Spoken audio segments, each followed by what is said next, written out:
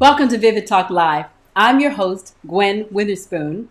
We made it to day 5 of Launch Party Week. I just want to shout. My purpose for going live every day this week has been to introduce myself, the show, and my proprietary Vivid model. Thank you so much for joining me. This has been a personal triumph that I hope is serving you well. I am the principal and chief visionary officer of Adam Red, an Atlanta branding agency. I'm hosting Vivid Talk Live as a serial entrepreneur, brand strategist, and better life coach. My entire career has been dedicated to solving the identity crisis for you personally and for your business. Vivid Talk Live exists to cultivate the entrepreneur lifestyle by helping you get a vision for every area of life. It's about learning a fresh way of thinking and doing for all you were designed to build. You can watch live on gwenwitherspoon.com and get links to replays there as well. Make sure you follow your favorite channels so you will receive notifications when I go live. And next week, we will return with weekly episodes only on Wednesdays at 7 p.m. Eastern Standard Time. And tonight, I'm going to walk you through the last step in the Vivid model and how you can apply it to your life. Introduce yourself in the comments and let us know the city and state you're signing in from. And Katrina Mitchell, as usual, will be helping me monitor the comments. And it wouldn't be a party without presents. So when I come back, I'm going to announce yesterday's daily prize winner.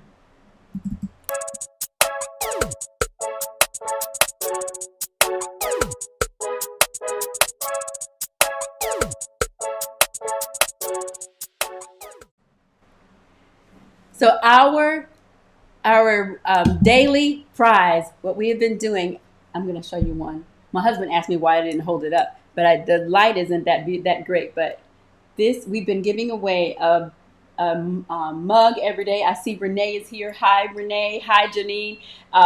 Renee was one of our daily prize winners this week, so her mug is on the way.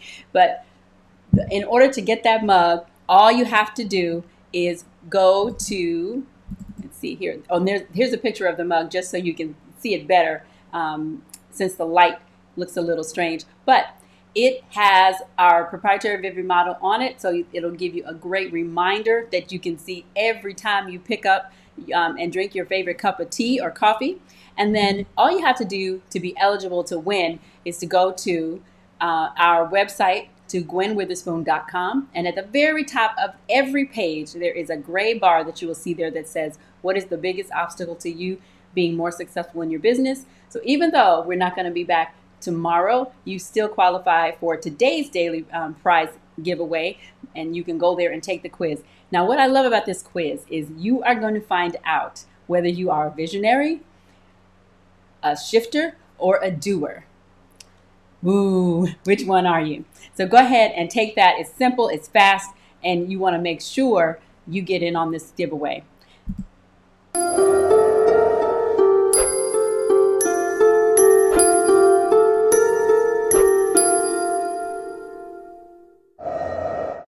Now, the other way you qualify for additional entries is by following us in social media. Okay.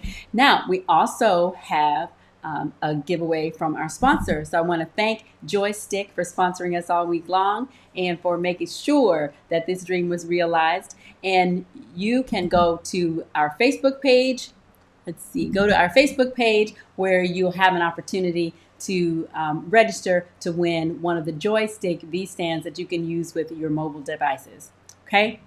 Now, I'm going a little fast today because, that shows you what it looks like on the Facebook page. You'll have to scroll down a little bit past our videos for the weeks, but it is there on the site. So I'm going kind of fast through that stuff because I want to have a little bit more time tonight to talk to you about the last step in the Vivid model. But as always, I'm going to, and thank you, I see Katrina's in there, posting in the comments and clarifying about our questions and our steps. But so I want to go back over the Vivid model. So the first step in the Vivid model is to, let me read my mug, to clarify your vision. So you want to ask yourself, what's the big picture?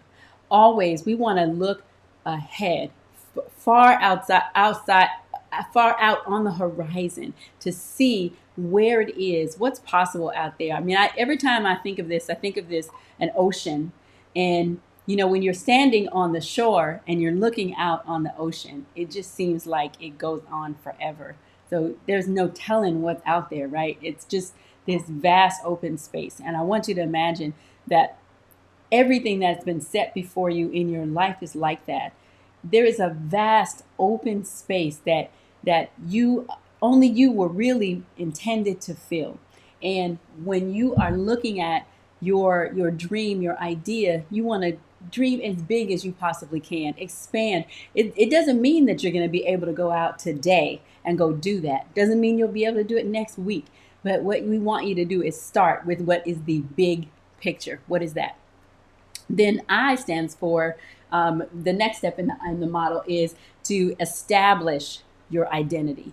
And the question you have to ask yourself there is, who do you think you are? And this week we've been focusing on using the Vivid model, as I mentioned before, on your personal branding as you think about it about yourself. Because what's so powerful is the best organizations, the strongest organizations, the most effective organizations are often the ones that have a deep personal mission based on the actual founder, right? And even a corporation, a major corporation that maybe doesn't have, maybe it's so big now, there's shareholders and maybe it's been sold a couple of times or it's from a family or, or something like that. So maybe there's not a person at the top, but there is a personality that brand has taken on, the corporation. And I mentioned on another day that, the federal government considers a corporation, they treat it like a person. It's an entity that is treated like an individual.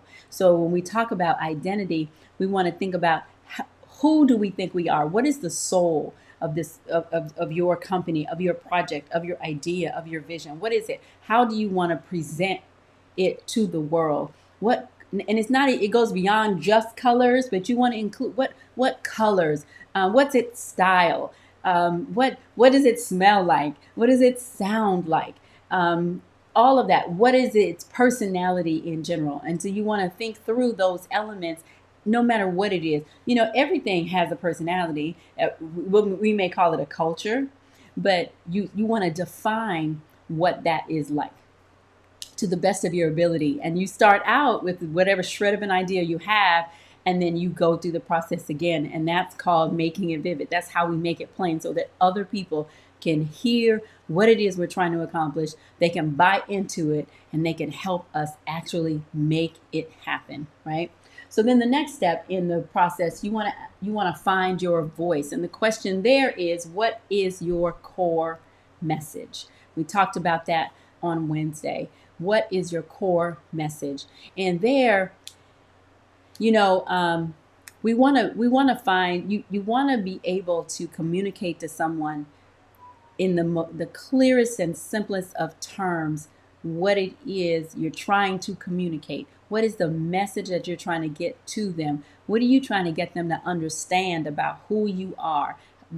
What are you trying to get them to understand about your product? Why your product is different than somebody else's? And you want to develop this language for that so that you can use that consistently throughout everything. That when every time somebody hears, even a certain word, it's funny. I was thinking, Jill Scott has a song, something about, and she uses the word magnificent. And it's so funny because every time I hear that song, and it just came back to my mind, it always strikes me that I don't know that I've ever heard anybody use the word magnificent in a song, right? So the fact that she uses magnificent so many times in that, it has carved in my brain that when I hear the word magnificent, I think of her. And so you want to get to that place where when people hear certain things, they think of you. If somebody tells you just do it, what do you think of? What do you think of? Nike, right? If somebody says what we said, have a Coke and a smile, there's certain things when you hear those phrases over and over. That's the purpose of a slogan. That's where when we talk about messaging, we're talking about what's that slogan? What's your core mission statement? That simple thing that you can communicate about who you are. That also it gives people a sense of what you're about, and we all want to connect to something that speaks to us personally. So that is also another reason why you want to really focus on what that core messaging is. And so then the next step that we talked about last night is, what are you missing? What do you need to know is the question. What do you need to know? And I think oftentimes when we have an idea or we think of something that we want, the first thing we do is we think about what we don't have, right? But we don't think of it in terms of we think of it almost in terms of like we're deficient because we don't know something, or like we're the only ones. I hear over and over people say, I'm not good with computers, right? So if I say to them, you can do a broadcast quality live stream program all by yourself from your computer. And no matter how thrilling that idea sounds, the first thing they'll say is, "Oh, but I'm not good with computers." Well, I'm like, well, you can click, you can type something in Google, even if you got to do it with one finger. Like, you could do that, can't you? You could learn something new. You can, you have the capability just that anyone else does, right? And so just because you don't know it now doesn't mean you can't know it. It's knowable. So you can get the information. And so the goal here in this step is to help you understand that everything you need to know is knowable. If it's not knowable, then that means you're supposed to create it. And you have then within you the capability to do whatever you need to do to manifest that in the earth, whatever it is. And so you also have resources around you. You have people in that are connected to you, people that are even or at least accessible to you. And nowadays, even if there's somebody that you don't know, even if it's somebody far way outside of your own network, now we can DM people, and even if it's not them directly checking their social messages, their people can check it. So, and if your question or your issue or your idea is compelling enough, who knows where it could go. So don't be afraid to ask for help, even from the most obscure people that may seem to be out of reach. Information is available to you. Google. I talked about the fact that I always feel like, I have a BA in graphic design, a MBA, and I'm getting my PhD in Google because Google is my friend. I learn anything and everything, and I've learned to, you learn to just target your keywords so you get better results. And if that didn't get what you needed, you figure out some other words and try it again. And you click on links and read. If that doesn't answer the question, you click on another one. Like, you really have to become kind of your own inspector, your inspector gadget. Like, you're going to search for the answer until you get it. And you're going to get the shreds of information that you need and piece them together, the crumbs, and find out the answers to whatever it is you're missing. And you don't allow what you don't know to stop you. Because what we often do also is we compare ourselves. So when I start out doing, this week is the first time, it's not the first time I've actually gone live, but that's been rare. But this is absolutely the first time that I have attempted a live stream program to this degree. So it would be ridiculous for me to look at the people that I learned some things from, the people who have been doing live stream videos for decades, and for me, or, doing videos of this sort longer than me. It would be ridiculous for me to compare myself to them and say, oh, I'm not good at that. Of course I'm not good at it compared to them, because they've been doing this a lot longer, right? And in college, when I was studying graphic design, I had been wanted to be an artist my entire life. I mean, from a child, I wanted to be an artist. I had no artists around me. I don't even know where I got that from, other than it was just inside of me. I want to be an artist. And I went to college. I was the first one in my family to ever go to college. I have no idea why I thought I was automatic. I mean, I just assumed I was going. It never occurred to me that I would not. And I knew I was going to study art. But when I got to college, I made the mistake of comparing myself to graduate students.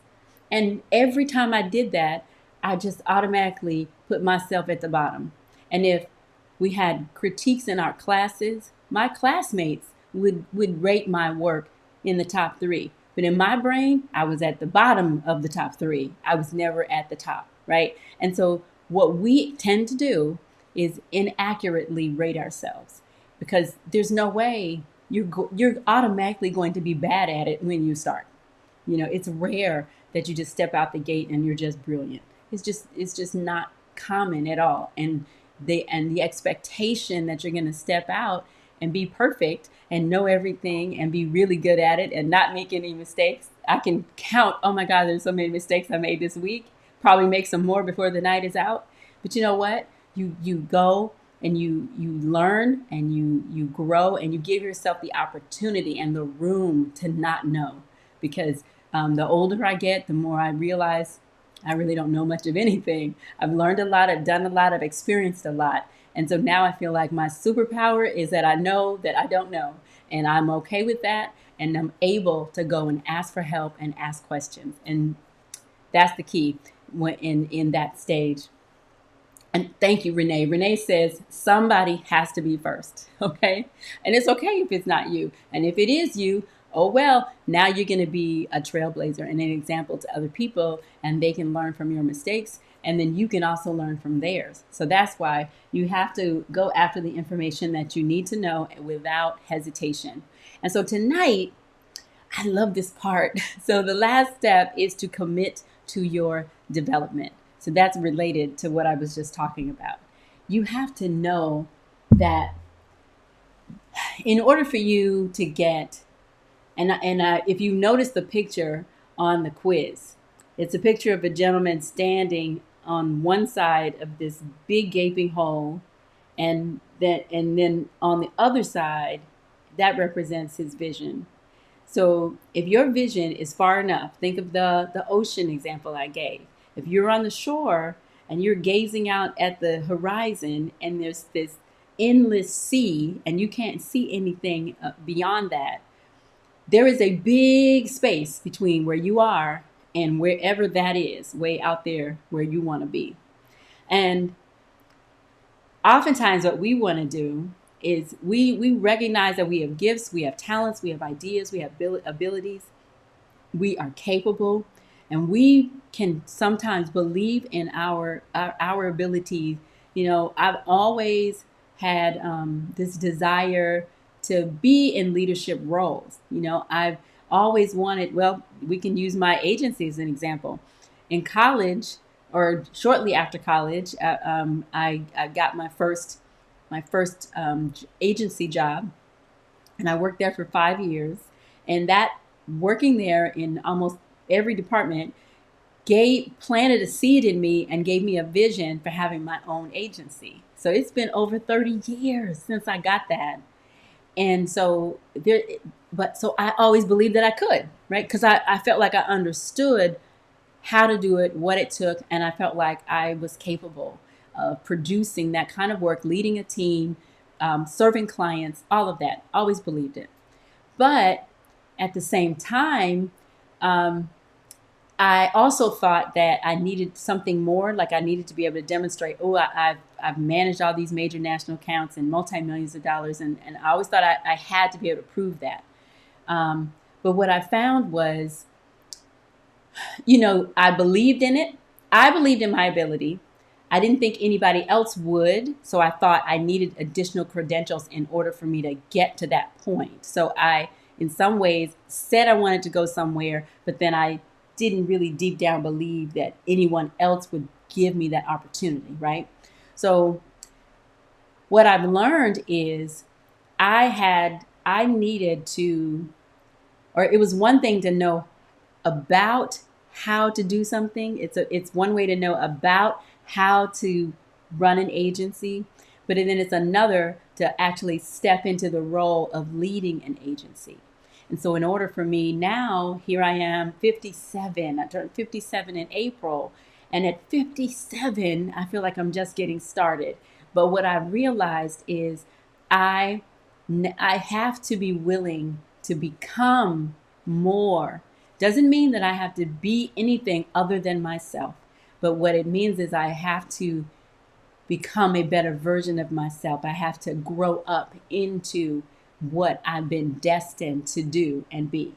And I think you can think of it like a prince, like you think of the royal family. Um, Prince Charles, or is it Charles? What's the baby's name? The boy. I'm probably calling him the wrong name, but he's he's destined to become the king, and he's no less royal now that he's a baby. He's underage, but he has to go through a process of development, and he's going to have to learn how to carry himself and how to handle himself, how to handle affairs, how to take care of people, and all of the. He's going to have to grow into that, right? He's got to become a leader, become an adult. He has to mature, and so this, what do you need to become, is the question that you have to ask yourself about what is it that I need to change about how I function.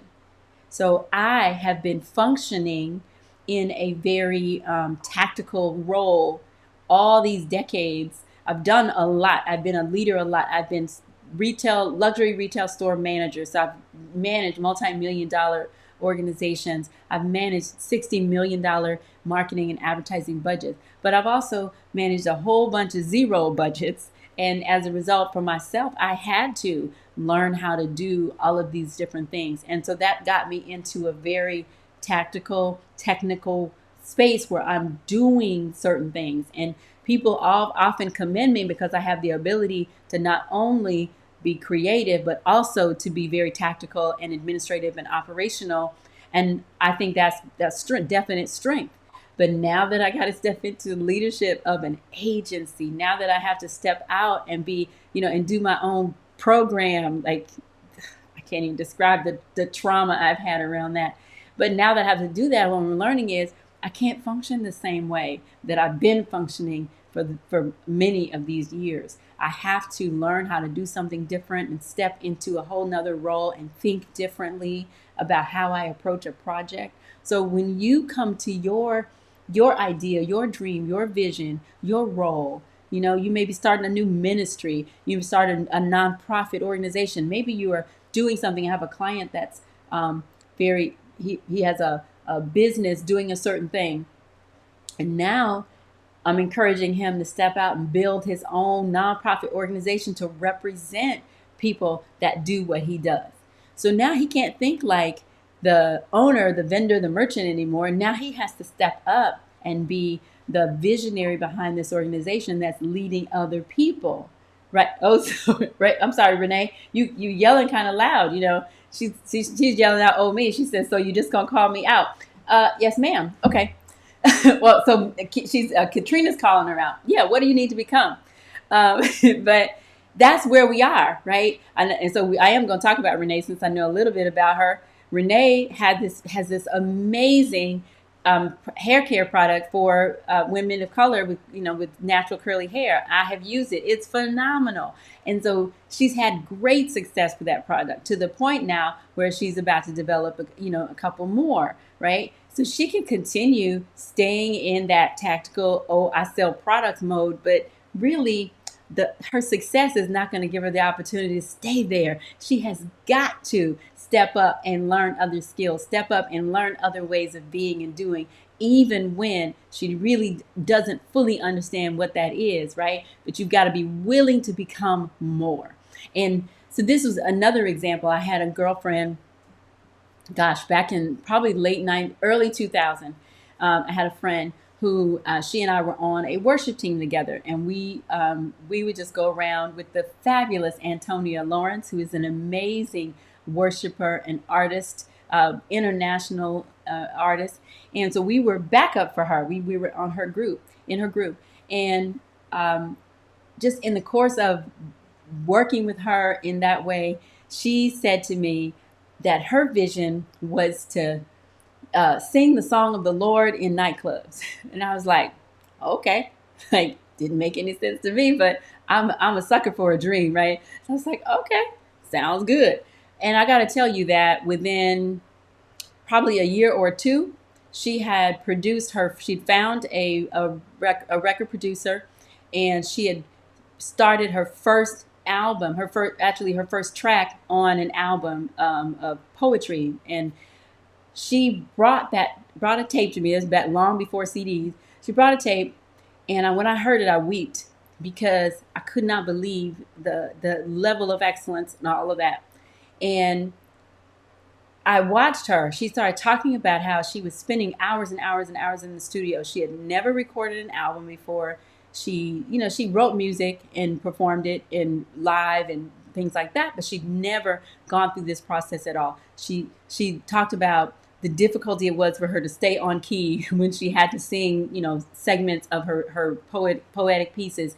This frustration that the producer and the engineers were having with her, just being able to manage using the equipment and doing it and following the instructions they'd given her. And then she had to have photo shoots and start posing, and she had stylists and makeup artists and photo shoots, and she had to step up and become an artist. So it was like, okay, well, you can have this great vision, but you've got to become more and able to really realize it. And I think that God he intended it and did that on purpose so that you would require some help beyond yourself. And so I've mentioned God several times lately, and I'm talking about this ministry thing, and I wanted to speak to something. I had someone earlier this week ask me, because I'd quoted scriptures around the Vivid model, and they asked me, is this a Bible study? And so my answer to that is no. Vivid Talk Live is not a Bible study. But what you're going to find when you hear me, listen to me, around me after a while, every single thing I do, whether you recognize it or not, or whether I say it or not, has a biblical foundation, because it's just a part of who I am. So I can't show up and not and have it not come out. But this is not a Bible study, but it is intended to really help you dig deep. And I do conduct a Bible study that if you are interested, and I always have some kind of entrepreneurial bend to everything I'm doing, that you are certainly welcome to participate in. But no, this is not a Bible study, but this is who I am. And I believe that what I have to say and the principles I share can benefit anyone. And Vivid Talk Live and the Vivid brands are all about helping for the personal and professional development of the entrepreneur. So I believe that we're probably going to get into some things that are a little more personal and maybe a little more spiritual than we might necessarily do in a traditional business program or business course. So I hope that answers that question if you had it as well. But so becoming everything that you need to be in order to carry. And I think that's also why there's got to be some big gap. Like whatever your vision is, it's got to be big enough that you literally cannot do it alone, and that it's going to be a process, and you're going to have to grow and develop. And as you go, we're going to have to kind of shed some of those old habits and systems and processes and everything that we've learned along the way, so that we're always kind of adding to our repertoire. And I think that keeps you stretched. I think that keeps life exciting. It does keep life a little painful because you can feel unsettled and uneasy, and I certainly have felt that way many times just this week doing this. But I can tell you that I can't describe anything that would be more impactful and more powerful and more on track for what I think I'm designed to do and be.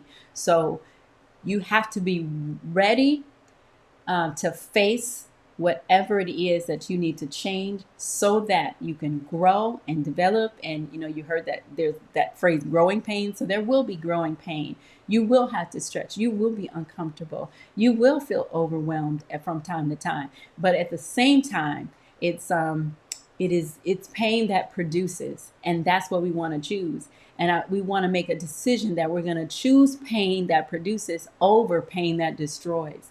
So, and let me explain that. So when you step into an athletic arena and you are participating in some kind of a sport, the work that you have to do, the training that you have to undergo in order to prepare and to be able to do that is painful. Your muscles are going to ache. You're going to be tired. So you will feel pain. You may get injured in doing the actual event. So that is painful, but that's pain that produces. So what's the alternative? If you choose not to undergo the training, if you choose not to change your eating habits, ouch. If you choose not to undergo, to put yourself through the rigors of exercise and challenge your body and strengthen your muscles, if you choose not to, now you experience the pain of obesity. You experience the pain of just not being as fly as you used to be, right? But there's pain no matter what you do, no matter what choice you make. But you got to decide, am I going to choose pain that produces for me, or am I going to choose pain that destroys me? You're making a decision one way or the other. There is no in between. You are either going forward toward everything that you've envisioned and that everything that you want, or you're going backwards, because time is moving on whether you are or not. And so you have to, that hurt. That was a little ouch. I felt that. So anyway, I'm moving forward. I'm making a decision. And thankfully, you have helped me to triumph and move forward just by hosting Vivid Talk Live and knowing that I made a commitment to you that I was going to be here doing it. So it's been really powerful to go through this with you. Now, so let's summarize. So Vivid is my model. For that gives you an easy way to understand the process of development of even of personal branding. So we're going to just keep it in that personal framework. So I have had so many people come to me asking me about helping them kind of figure out how they brand themselves, how they pull together all the components. And that's another thing. So I know that we need to focus. You cannot do every single solitary thing all at the same time. I cannot watch TV, watch the news, focus on what the newscaster is saying, and understand and hear clearly what my husband is saying. So I can try to listen to both, but at some point I've got to focus. You got to focus in on one or the other. Otherwise you hear nothing, right? So it's the same way with everything else we do. You truly, scientists say that you truly cannot multitask. That multitasking is not a thing. You are, I go to Facebook because I'm gonna check my inbox, and then I see a video. I'm thinking I'm multitasking, watching the video, checking my thing, but really you're either watching the video or you're doing this. But that doesn't mean that you can't do multiple things. Like you can be a mom, you can be a wife, you can have a job, you can, I mean, you can be all those different people, and you can function in those different roles. You can't necessarily do them all literally at the same time, but you can have it all. You just can't have it all at the exact same time, right? You have to learn how to shift from one to the other and place your focus on that one thing one at a time. And so, no one ever says to a celebrity who we regard as successful and who has money, we never say to them, "You're doing too much." The rapper, who is it, LL Cool J, started as a rapper, now he's an actor. We don't say you can't do that. Jessica Simpson has a shoe collection. We don't say, oh no, you can't do that because I know you as this. We don't say that to wealthy people or people we consider successful. And so the reality is none of us do just one thing. No one. I don't know any human that just does one thing. But you do need to focus on the first thing you want to be known for, but you can also be known for something else too. And personal branding is about just really learning. We talked about exploration when we talked about identity. You guys don't be afraid to explore. And so you could be doing this little thing light on the side, but this is the thing I'm focused on right now, and this is the thing I'm promoting, but that doesn't mean I'm not doing anything else, right? So you can write, you can do anything, and don't limit yourself. It's because your brand is expansive. And the other example I'll give you too is I used to work for Cox Communications, and that's where I managed the budget for AutoTrader, the marketing budget for AutoTrader, and I was shocked and amazed. Cox Communications is known for media. They have radio, cable, TV, newspaper, all of that, right? They own those things. So you would think that that's where the bulk of their money comes from, but it doesn't. They also own AutoTrader. They own the auctions. They own like over 100. At that time it was about 80. So I know it's way over 100 auction houses around the world. They own Dent Doctor. They literally touch, and back then they wanted to touch a used car like 23 times. So every company that had anything to do with a used car, they owned it or they were part owners in it. And so I think 70% of their revenue came from the auto industry, but they were a communications company.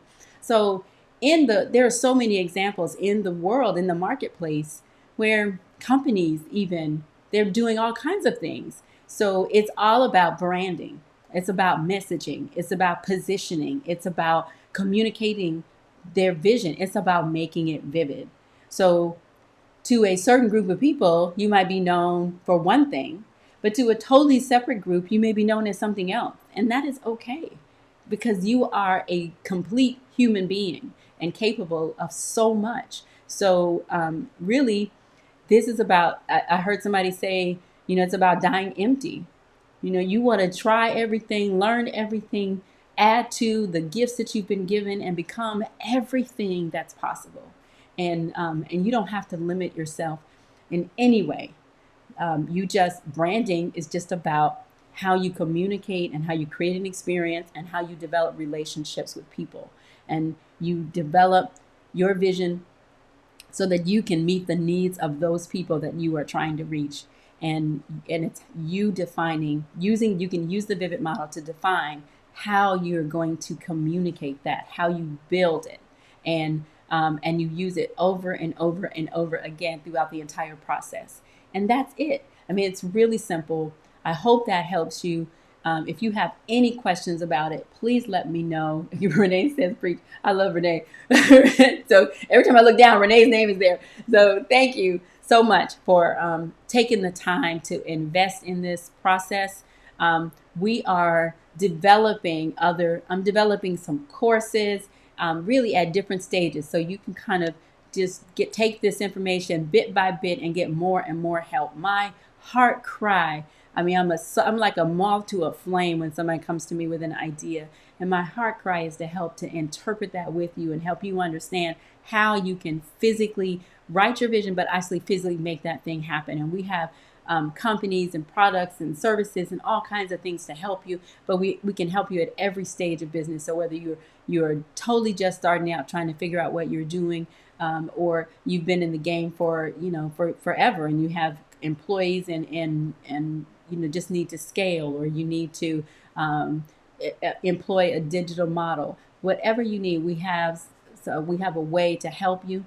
But to start, one of the things that we're putting together is what I'm calling a Vivid Session 101 course. So with my clients, one of the first things I want to do is have a Vivid session where we walk through strategically, use the Vivid model and apply it to whatever situation they're facing and whatever they need. And so we're putting that Vivid Session 101 is just a little short mini version of that in a group setting where we'll be able to kind of help you take what we've talked about this week and apply that specifically to yourself.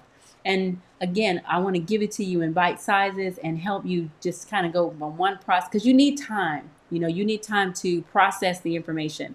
You take it in, you think about it, and then you figure out, okay, how do I apply that to this situation? You try to use it, then you come back, get some help, come to the course. We can walk you through specifically, help you develop that more, and then we have more for you. We have more in-depth training, other courses, and then full-blown services that we can offer. But we're just gonna release it slowly so that we don't overwhelm you. But I just want you to know there's more available to help you in addition to the Vivid Talk Live show. And we're gonna keep going. And there's other methodologies that I've developed personally. I have what I call building the arc, is how I teach you how to plan anything. So that's coming. I have what I call this is like my vision theory, all of these different ideas that I've kind of put together to help you figure out. And that's why I said at the top of the show that this is about helping you learn a new way of thinking and doing, so that you can establish your vision and you can become more and you can do more. You can do what you've been designed to build. So I also mentioned yesterday about the flip book. And so I wanted to remind you of that as well. That is available on my website. Oh, looks like I lost that page. But let's see, here it is. There we go. It's available at gwenwitherspoon.com. And that is a tool that's going to help you write your vision.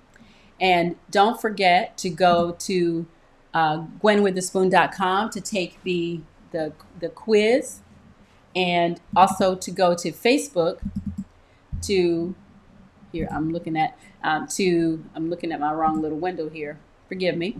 Also to check out the giveaway for the joystick V stand. And you also can go ahead and take that quiz so you can be entered into the daily drawing for a mug. So we will do one more mug drawing for the week. That is it. I appreciate you so much for being here once again. Visit gwenwitherspoon.com. That's where you can watch the show live. You can catch all the links to all the networks. We're on YouTube, Instagram, Facebook, Periscope, and who knows, we'll probably add some other channels later on after we master all of this. But I just want to thank you once again for giving me your attention and your time, for setting this aside, even for the replays. We have a lot of people that watch the replays, and I was telling my team I'm just blown away by even the engagement in social media. We're starting out fresh and new, so we don't have a whole lot of viewers at this point, because this was a nice soft launch, but the engagement is almost equal to the people that have watched it, and that's a really powerful statistic. And so that means to me that something that I'm saying is resonating with you, and that's important to me. So if you have questions, if there's anything I haven't said, Any way I can help you, please put it in the comments. Also, you can reach me on the website, gwenwitherspoon.com, and there's a contact form there. You can contact me. You can email me at gwen@gwenwitherspoon.com. Whatever we can do to help you, please give us that opportunity, and I will see you next week. Oh, this is something I wanted to show you. A concept I really want to leave you with. And let me make sure I can find my little slide here. Here it is. What I want to leave you with in terms of the vivid model and its usefulness. I want you to understand that you have to become the prophet of your own future. I'm going to say that one more time. You have to become the prophet of your own future. And that is why it is so important for you to have vision, for you to write your vision, for you to make your vision vivid. We'll see you next Wednesday.